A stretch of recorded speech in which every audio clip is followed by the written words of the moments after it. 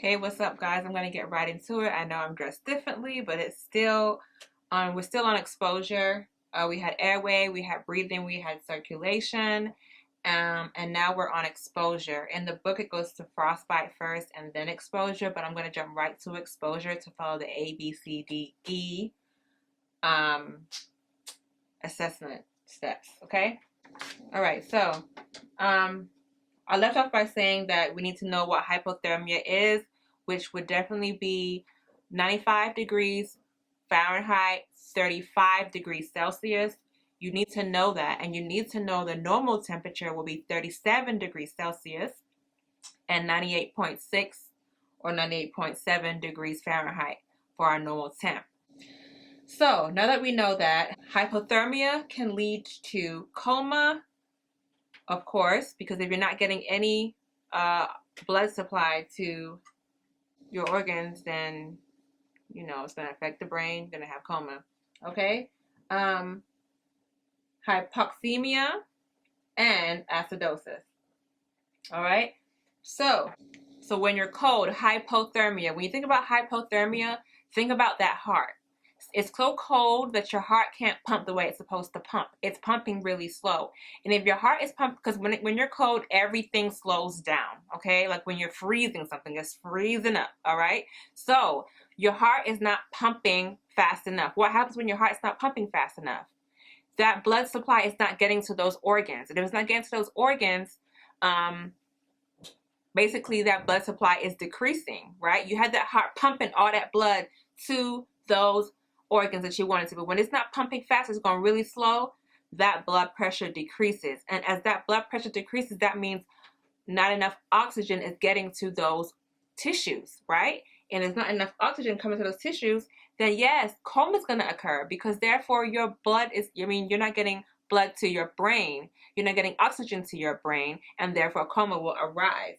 Hypoxemia, not enough oxygen, like I just said, and acidosis. Of course, whenever that heart is not beating fast enough, right, and that blood pressure is low, your organs aren't getting that oxygen, right? So what does it do? What does the body do to adapt? It's going to be like, yo, where's my oxygen at? Like, I need this for the tissues, I need this for the organs. What should the body do?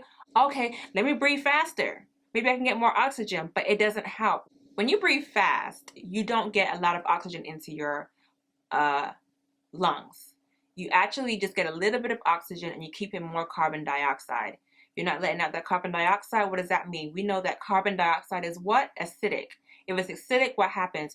Your body goes through acidosis. But when you think about hypothermia, think about coma, think about acidosis, and think about hypoxia, all right? Or hypoxemia, low oxygen in the blood. So look, to prevent hypothermia, we're going to remove wet clothing from the client. We're going to cover the client with warm blankets. We're going to increase the temperature of the room, use a heat lamp to provide additional warmth, and infuse warm IV fluids to get that temperature up. All right? So after that, we have, let's see.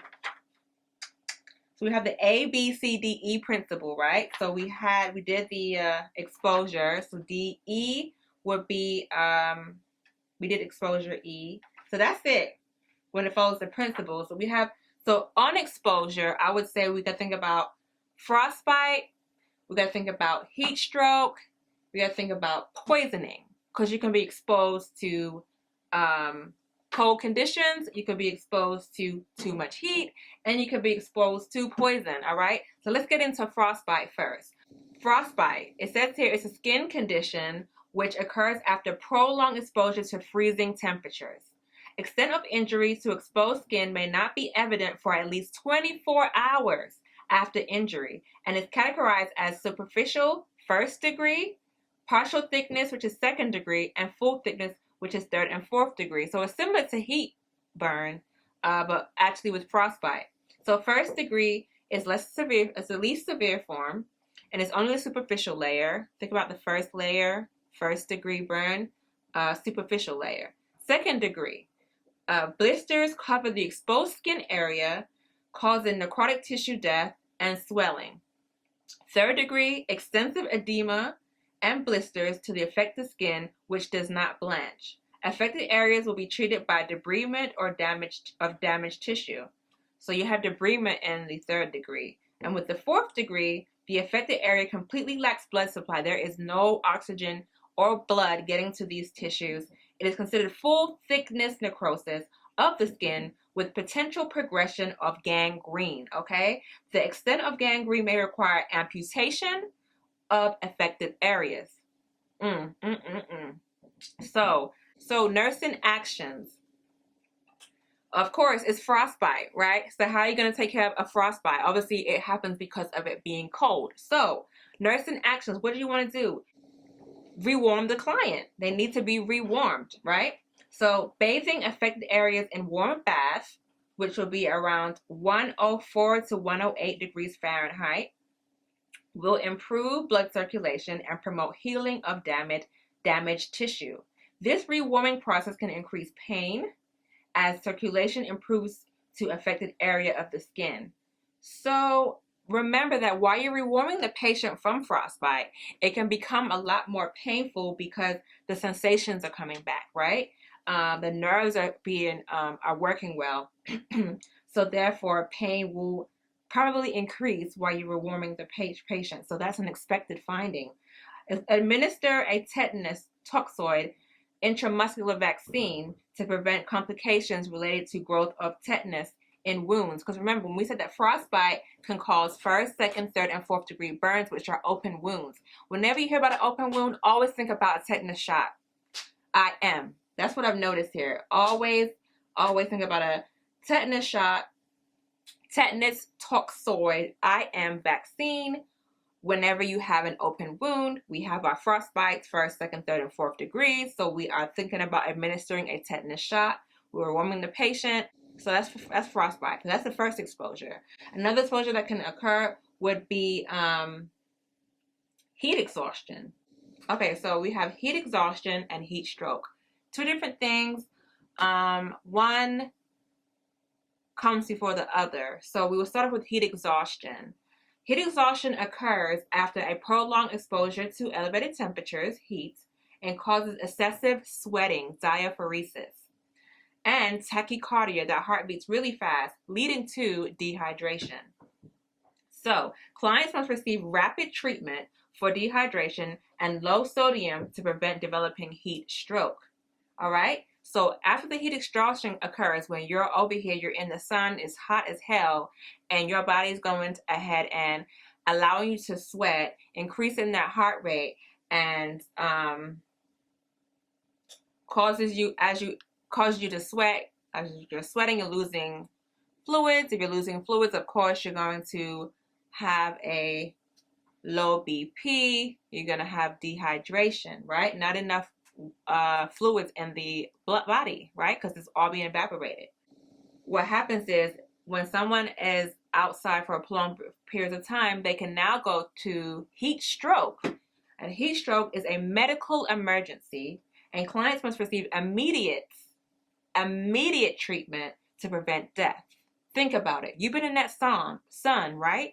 You have heat exhaustion, as in the heat is beating down on you, but your body's adapting. It says, okay, it's hot as hell. I'm going to go ahead and let you sweat. The heart is going to go beat faster. The heart is beating faster because guess what? The BP is getting lower. Why? Because you're sweating all the fluids out your body.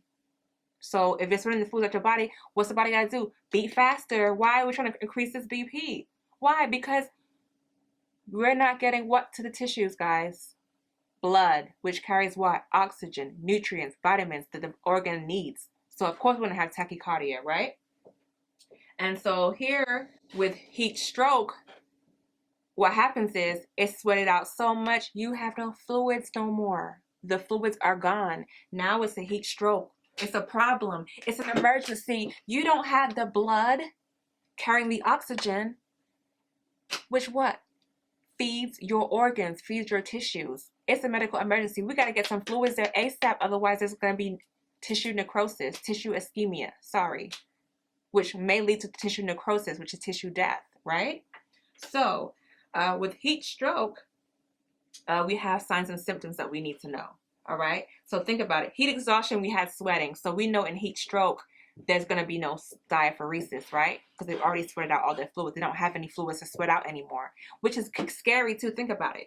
If your body is hot, it adapts by making you sweat, and through that sweat, the temperature goes and evaporates to cool you down. So the temperature is being transferred off of your body into the air, perspiring. But if you don't have that sweat coming out your body to transfer that heat, where does it go? It doesn't go anywhere. It stays on you.